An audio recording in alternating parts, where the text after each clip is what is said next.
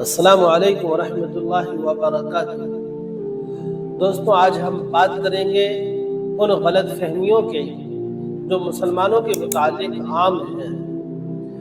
اکثر لوگ اسلام اور مسلمانوں کے بارے میں کچھ غلط فہمیوں کا شکار ہیں، بلکہ جان بوجھ کر عوام میں غلط فہمیاں پھیلائی گئی ہیں جو حقیقت کے بالکل اپوزٹ اور برعکس ہیں۔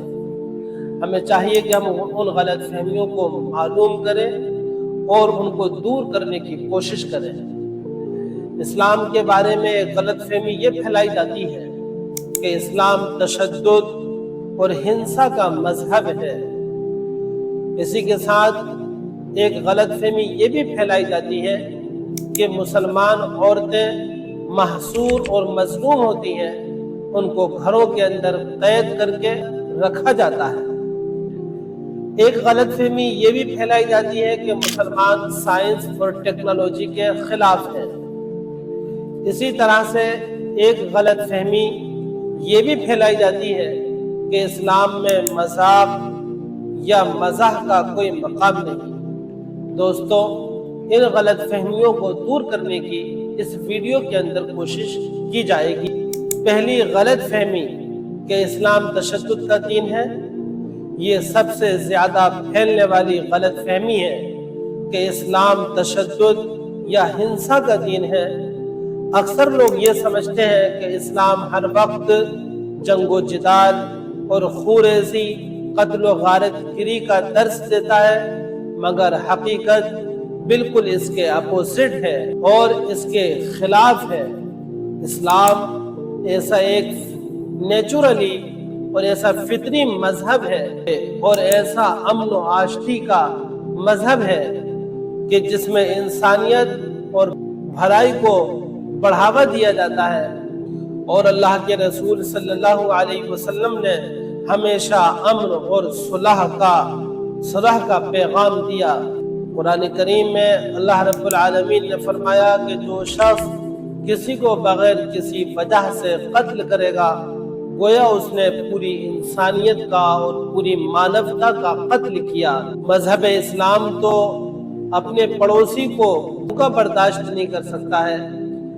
مذہب اسلام کی تعلیم تو یہ ہے کہ کسی ایک جانور پر بھی ظلم نہ ہو، چاہے وہ ایک حقیر سمجھا جانے والا جانور کتا ہی کیوں نہ ہو، اس کو تک بھوکا رکھنے پر اسلام سخت اور دوزخ کے عذاب سے ڈراتا ہے۔ اسلام کے دوسرے خلیفہ حضرت عمر ابن خطاب رضی اللہ عنہ فرمایا کرتے تھے کہ اگر عمر کی خلافت کے اندر ایک کتا بھی مر جاتا ہے بھوک کی وجہ سے تو اس پر بھی عمر کی پکڑ ہوگی۔ یہ مذہب اسلام کی تعلیم ہے۔ یہ بالکل غلط فہمی لوگوں کے درمیان میں پھیلائی گئی ہے کہ اسلام تشدد کا یا ہنسا کا مذہب ہے۔ دوسری غلط فہمی یہ ہے کہ مسلمان عورتیں محصور ہوتی ہیں، مظلوم ہوتی ہیں، انہیں گھروں میں قید کر کے رکھا جاتا ہے، برقعوں کے اندر ان کو چھپایا جاتا ہے۔ لیکن حقیقت میں اگر دیکھا جائے دوستوں، تو اسلام نے عورتوں کو وہ مقام دیا ہے کہ دنیا کے کسی مذہب نے ان کو وہ مقام نہیں دیا۔ مسلمان عورتیں اپنے گھروں میں دیوی کے روپ میں رہتی ہیں، اپنی گھر کی مالکہ بن کر رہتی ہیں، نہ کہ وہ دوسروں کی غلامی یا دوسروں کی خدمت گزار بن کر رہے۔ اسلام نے عورتوں کو وہ مقام دیا ہے کہ اپنی گھر کی ملکہ بن کے رہیں اور اپنے گھر کے اپنے بچوں کی دیکھ بھال کریں۔ حتیٰ کہ اسلام نے ان کو ملکیت کا حق دیا ہے اور خود اپنی ذات کے بارے میں فیصلے کرنے تک کا ان کو حق دیا ہے۔ اسلام ان کو میراث میں، باپ کی پراپرٹی میں، شوہر کی پراپرٹی میں، اپنی اولاد کی پراپرٹی میں عورت کو حق دیتا ہے۔ یہ حق مذہب اسلام کے علاوہ کسی دوسرے مذہب کے اندر نہیں ملتا ہے۔ تیسری غلط فہمی یہ ہے کہ مسلمان سائنس اور ٹیکنالوجی کے خلاف ہے۔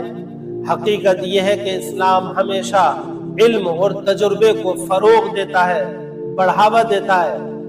مسلمانوں کی تاریخ ایسے بہت سے مسلمان سائنسداں اور فلسفیوں سے بھری پڑی ہے جنہوں نے دین کے ساتھ ساتھ دنیاوی ٹیکنالوجی کے اندر، سائنس کے اندر بڑی بڑی کامیابیاں حاصل کی ہیں، جن کے آج بھی نام لیے جاتے ہیں، جیسا کہ ابن سینا، الخوارزمی اور ابن الہیثم وغیرہ۔ قرآن کریم میں اللہ رب العالمین کا فرمان ہے کہ ان لوگوں کے لیے نشانیاں ہیں جو سوچتے ہیں۔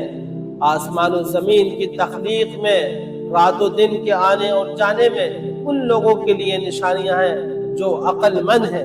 دوستو، یہ آیات اور اس طرح کی آیات سائنس کی طرف اور جدید تعلیم کی طرف مسلمانوں کو لے جاتی ہے اور مسلمانوں کو ترغیب دلاتی ہے۔ مذہبی اعتبار سے مسلمانوں کو سائنس میں بھی آگے بڑھنے کی ترغیب دی گئی ہے۔